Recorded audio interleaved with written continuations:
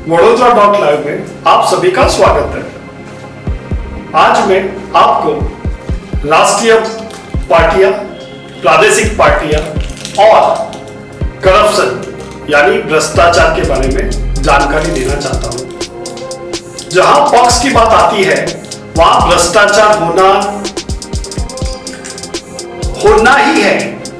आप भ्रष्टाचार को पक्ष पॉलिटिक्स के साथ जोड़ना ही पड़ेगा, क्योंकि जहां पक्ष है वहां ज्यादा लोग हैं और लोगों को रखने के लिए उनके खाने पीने के खर्चे पार्टी को करने ही पड़ते हैं। बिना खर्च के कुछ नहीं होता है। इसलिए आपको मैं पहले नेशनल पार्टियों के भ्रष्टाचार के बारे में और ज्यादा जानकारी देता हूं। आप सभी को पता होगा 200 साल ब्रिटिशरों ने, ईस्ट इंडिया कंपनी ने इंडिया पे राज किया और जितना पैसा वो ले गए उतना या उससे ज्यादा भारत की आजादी के बाद भारत की ही पॉलिटिकल पार्टियों ने यानी भारत के राजकीय दलों ने पैसा भारत की जनता का लूटा हुआ है। कांग्रेस के तो बड़े बड़े भ्रष्टाचार का आप सभी को मालूम है। बीजेपी के भी बड़े बड़े भ्रष्टाचार है, पर उसको कभी किसी मीडिया ने इतना ज्यादा उजागर नहीं किया। जैसे राफेल के बात करते ही सुप्रीम कोर्ट से क्लीन चिट मिला है, यही बात सुनने में मिलती है। बट क्या जिस देश के अंदर जो कोरोना काल में जो खर्चा हुआ वो खर्चा वाजिबी है, रसीकरण के लिए खर्चा किया गया। गुजरात जैसे छोटे स्टेट में 2 साल में 19-20 तक में करीबन 4,800 करोड़ का खर्चा गुजरात में कोरोना के पीछे किया गया।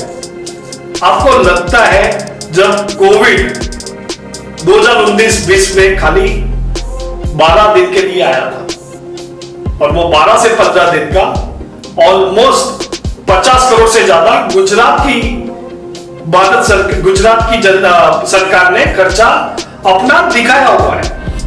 वो करप्शन नहीं है तो क्या है?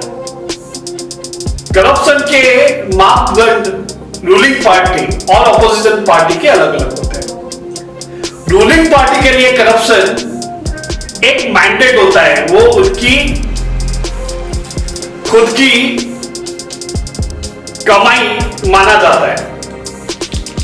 आप अगर रीजनल पार्टी की बात करो तो रीजनल पार्टी के पास सबसे बड़ा दल आज की तारीख में कोलकाता में तृणमूल कांग्रेस है। ममता बनर्जी उनकी प्रेसिडेंट और आज की कलकत्ता की चीफ मिनिस्टर है। जो मीडिया में दिखा रहा है मैं उसी की बात कर रहा हूं।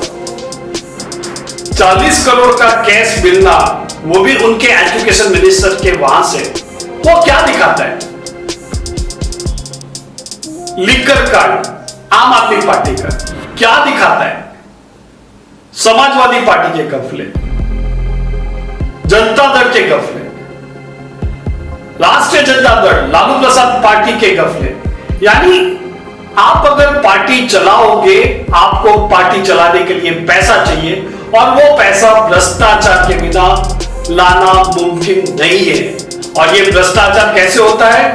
जो चीज 1 रुपए की है उसको सरकार 100 रुपए में खर्चा करके खरीदती है और वो खर्चा पब्लिक अकाउंट में से डेबिट किया जाता है।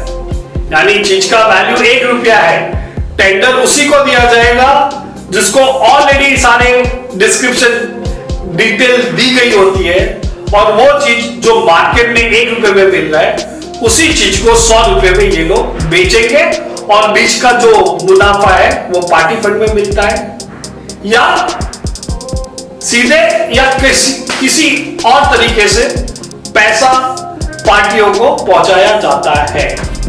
एक इलेक्शन में एक पार्टी का खर्चा आज की तारीख में 1000 करोड़ से ज्यादा होता है। और अगर आप पार्टी फंड में पैसे मिले बीजेपी को 19-20 और 20-21 तक ऑलमोस्ट 5,000 करोड़ का डोनेशन मिला हुआ है। अगर इलेक्शन कमिश्नर ने जो नंबर दिया है वो नंबर 4,850 करोड़ के आसपास है। पर अगर आप लास्ट 5 साल में देखोगे, ऑन एन एवरेज एक पॉलिटिकल पार्टी जिसमें सबसे बड़ी पार्टी रूलिंग पार्टी होती है, उसको 500 से 600 करोड़ का डोनेशन दान मिला हुआ है। भाई कोई डोनेशन ये जमाने में क्यों देगा? आपको लगता है डोनेशन बिना कोई मतलब के कोई देता है? आपको इसीलिए मैं बोलूंगा, हर इलेक्शन में आइदर आप जनता का आवाज बनो, या अगर वो हिम्मत नहीं है या आपको लगता है नहीं हमें पॉलिटिक्स में नहीं पढ़ना है, तो जो इंडिपेंडेंट कैंडिडेट, जो अपक्ष का उम्मीदवार है, उसको सपोर्ट करो।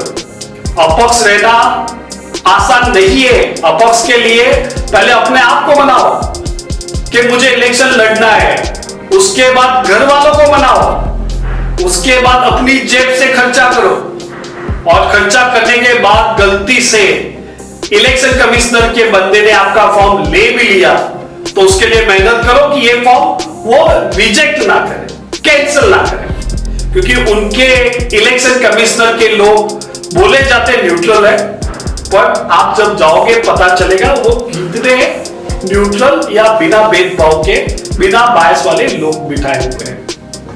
आप जब जाओगे तो पता चलेगा। घर की पे बैठ के तमाशा देखना और वो तमाशे का बात करना दो अलग चीज होती है। जय भारत, जय गुजरात। Thank you.